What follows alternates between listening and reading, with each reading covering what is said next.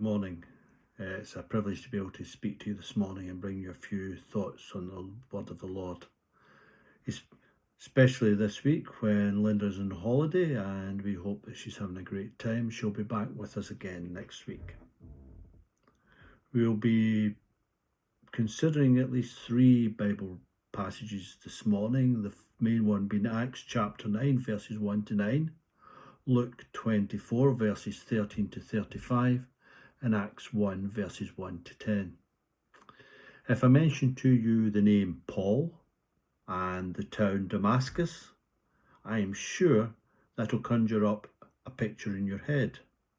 Now that picture could be slightly different from everyone, but for me, I think of that journey that was transformed. Why transformed? Well, if you look at Saul, as his name was then, he was set in going to persecute this newfound group of people called Christians, Jesus followers. They didn't conform to the norm. They didn't conform to the Jewish way, and Paul, who was called Saul then, was a zealot. He was a guy on a mission. So much so he went to the priests and said, look, I'm your man. I'll go to Damascus and I'll sort this rabble out. Give me letters of authority. And off he went. He went with a crowd of people who were like-minded. He set off and he was on his way, and I'm sure that journey they were talking and laughing, singing songs, preparing what they would do, till suddenly a light blinded him. He fell to the ground and he heard a voice. And that voice was the voice of the Lord. And Paul, as he came face to face with Jesus. And that face-to-face encounter completely changed the journey he was on. No longer was he there to persecute. He was there to promote. No longer was he journeying just to Damascus. He was about to journey across most of the known world. He wasn't just getting letters from the priests to do bad. He was eventually writing letters to do good. His journey changed transformationally. Do you know, many years ago, I decided to go on holiday and drive to the south of France. And as a member of the AA, I was able to phone them up and ask them for directions. And in that time, they would send you lots of paper that had a blow-by-blow account of how you drove to where your destination was and where to stop, etc. So I phoned them up and I said I would like this service because I'm going to the south of France, to Nice, and I would like a journey planned for me. So they did.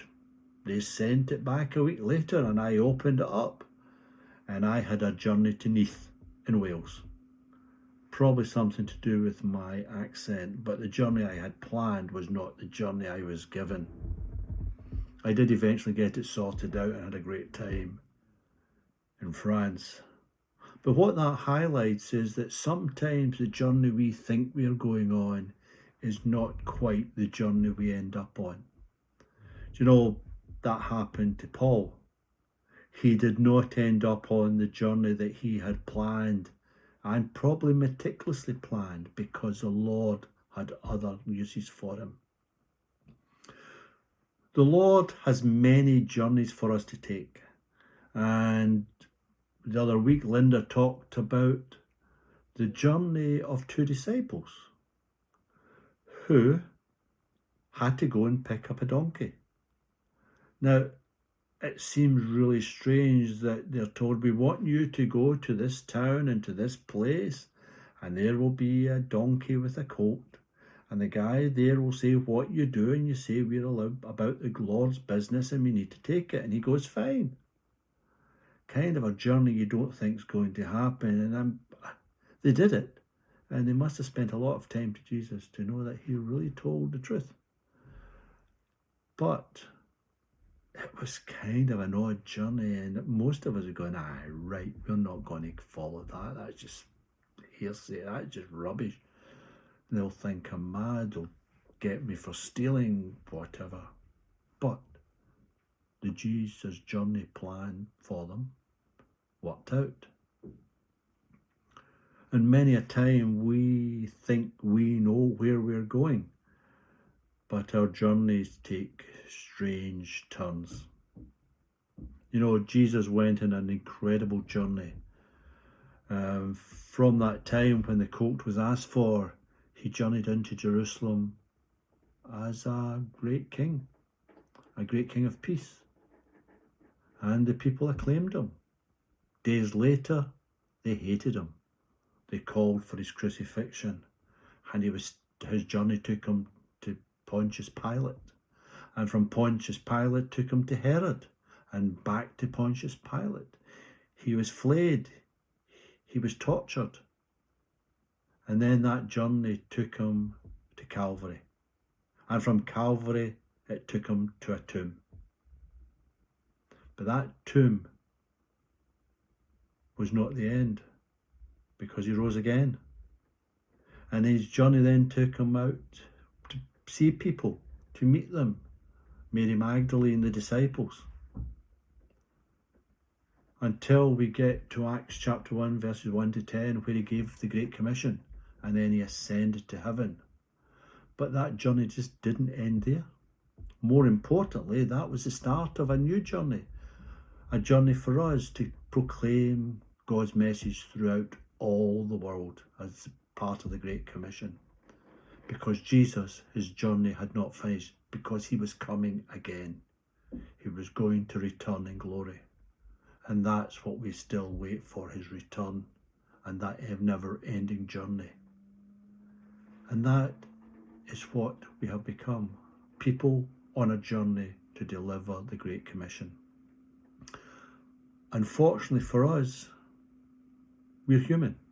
We plan our own journeys, we try and go our own way, and sometimes we get it horribly wrong and we don't follow the plan that Jesus has set for us. But when you do, you see this journey travelling to a set goal, and we veer off and we come back. And as humans, we do it all the time, but God has set our goal. He's set our journey where we're heading to, and that's with him in heaven. Our aim is to get there.